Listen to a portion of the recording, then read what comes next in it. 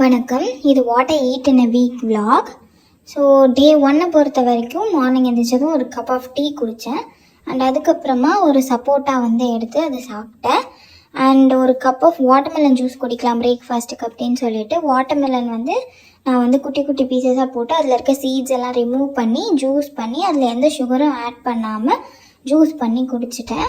And அதுக்கப்புறமா pineapple இருந்துச்சு. Afternoon போல் pineapple juice போடலாம் அப்படின்னு சொல்லிட்டு பைனாப்பிள் க்ளீன் பண்ணி எடுத்துகிட்டு அதே மாதிரி வாட்டர் போட்டு ஜூஸ் பண்ணி சுகர் போடாமல் பைனாப்பிள் ஜூஸ் குடித்தேன். அண்ட் அதுக்கப்புறமா நம்ம வெஜ் சூப் பண்ணலாம் அப்படின்னு சொல்லிட்டு தேவையானதெல்லாம் ஃபஸ்ட்டு கட் பண்ணி வச்சுக்கிட்டேன். ஆனியன், கேரட், அதுக்கப்புறமா கேபேஜ் இதெல்லாமே ஃபைனாக சாப் பண்ணி வச்சுக்கிட்டு அது கூட பீன்ஸும் சாப் பண்ணி வச்சுட்டேன். ஃபஸ்ட்டு ஆயில் ஆட் பண்ணிவிட்டு கொஞ்சமாக தான் ஆயில் ஆட் பண்ணேன். அது கூட ஃபஸ்ட்டு ஆனியன் போட்டு நல்லா சாட்டே பண்ணிவிட்டு அது கூட 4 இஞ்சி இடித்து போட்டுக்கிட்டாச்சு. 2 பச்சை மிளகா உடச்சி போட்டுட்டேன். அதுக்கப்புறமா கேரட், பீன்ஸ் இது ரெண்டையும் ஆட் பண்ணி வதக்கிட்டு ஃபஸ்ட்டு ஒரு பிளேட்டை போட்டு கொஞ்சம் நேரம் அதை வேக வச்சுட்டு அதுக்கப்புறமா கேபேஜ் போட்டேன். கேபேஜும் போட்டு நல்லா வதக்கிட்டு தேவையான அளவு தண்ணி, உங்களுக்கு எவ்வளோ தண்ணி வேணுமோ அந்த அளவுக்கு தண்ணி ஊற்றிக்கலாம். ஸோ நான் அதை ஊற்றிட்டு எனக்கு பெப்பர் நிறையவே போட பிடிக்கும். ஸோ பெப்பர் நல்லா நிறையவே போட்டுக்கிட்டேன். பெப்பர் ஃப்ளேவர் பிடிக்கும் அப்படிங்கிறதுனால. அண்ட் சூப் திக் ஆகணும் அப்படிங்கிறதுக்காக நம்ம கார்ன்ஃப்ளவர் கொஞ்சம் தண்ணி ஊற்றி கார்ன்ஃப்ளவர் கலந்து ஊற்றணும். ஸோ நான் கார்ன்ஃப்ளவரும் கலந்து ஊற்றியாச்சு. அதுக்கப்புறமா சூப்புக்கு தேவையான அளவு சால்ட் போட்டு அதை நல்லா கொதிக்க வச்சுட்டேன். நான் கார்ன்ஃப்ளவரை பொறுத்த வரைக்கும் கம்மியாக தான் ஊற்றினேன். பிகாஸ் எனக்கு ரொம்ப திக்காக சூப் வேண்டாம். அதனால நான் கார்ன்ஃப்ளவர் ரொம்ப கம்மியாக தான் போட்டேன். உங்களுக்கு நல்லா திக்கான சூப் வேணும்னா நீங்கள் நல்லா நிறைய கார்ன்ஃப்ளவர் போட்டிங்கன்னா திக்காக வரும். நான் கொஞ்சமாக தான் போட்டேன். அண்ட் அதுக்கப்புறமா ஒரு பெரிய கிளாஸில் ஃபுல்லாக டீ குடித்தேன். அண்ட் டீ குடித்து முடிச்சுட்டு ஈவினிங் போல் சாதம்லாம் செஞ்சு நைட்டு டின்னருக்கு சுரக்காய் கூட்டெல்லாம் செஞ்சு நைட்டு 2 சப்பாத்தி சுரக்காய் கூட்டோட அந்த டே ஓவர்.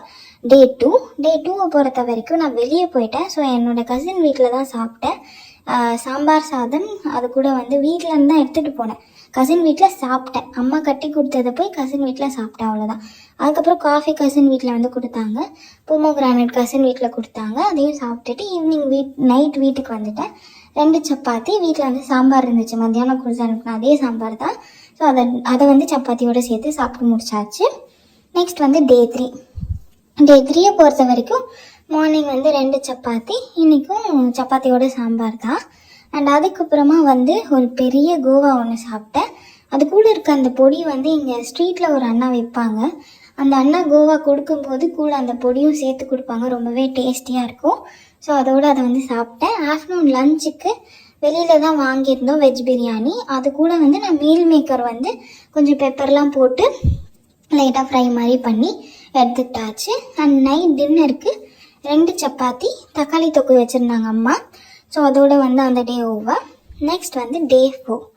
டே 4 வெளியே போயிருந்தோம். நானும் அம்மாவும் கோவிலுக்கு போயிருந்தோம் ஒரு ஃபெஸ்டிவல்னால. அதனால அங்கே போட்ட சாப்பாடு தான் நான் சாப்பிட்டேன். அண்ட் அதுக்கப்புறமா நைட்டு 2 சப்பாத்தி அது கூட வெஜ் குருமா. மார்னிங் காலையில் நான் சாப்பிடல, ரொம்ப லேட்டாக தான் போனேன். ஆஃப்டர்நூன் தான் கோவிலில் அந்த சாப்பாடு கொடுத்தாங்க.